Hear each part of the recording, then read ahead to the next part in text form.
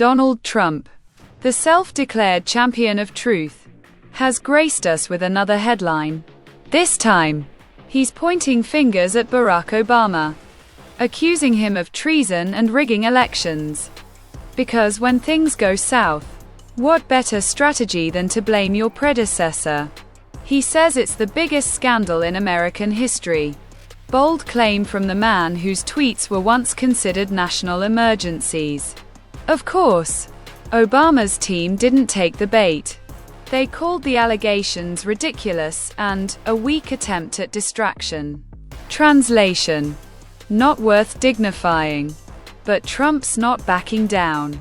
He's fueled by Tulsi Gabbard's statement that intel may have been manipulated. Check this out.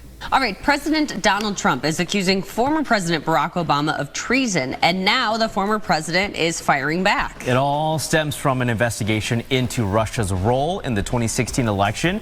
Doug Luzader has more on all of these developments from Washington this morning. Good morning, Doug.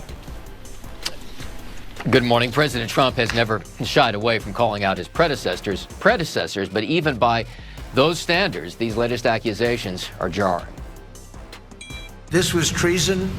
This was every word you can think of. A stunning accusation from President Trump. While meeting with the leader of the Philippines, he accused former President Obama of manipulating intelligence to shift the narrative of Russian involvement in the 2016 election, leading to accusations against Trump of collusion with Russia. What they did in 2016 and in 2020 is very criminal. It's criminal at the highest level. A spokesman for the former president issued a rare response, writing, "Out of respect for the office of the presidency, our office does not normally dignify the constant nonsense and misinformation flowing out of this White House with a response. But these claims are outrageous enough to merit one.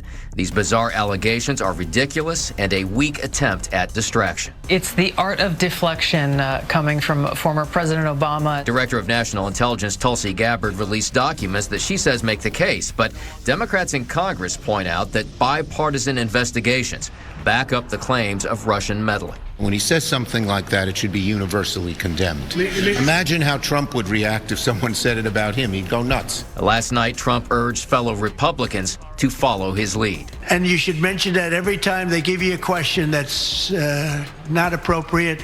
Just say, oh, by the way, Obama cheated on the election. You'll watch the camera turn off instantly. Now, a prosecution against former President Obama seems very unlikely, and even if it were to happen, the Supreme Court last year, in a case involving President Trump, afforded a great deal of protection to former presidents. Back to you guys. All right, Doug Luzader live in Washington, D.C. this morning for us. Thank you, Doug. This is No Filter News. Truth served raw, bold, and uncut. Hit that sub, stay loud, and catch us on the next drop. We don't fade out. We level up.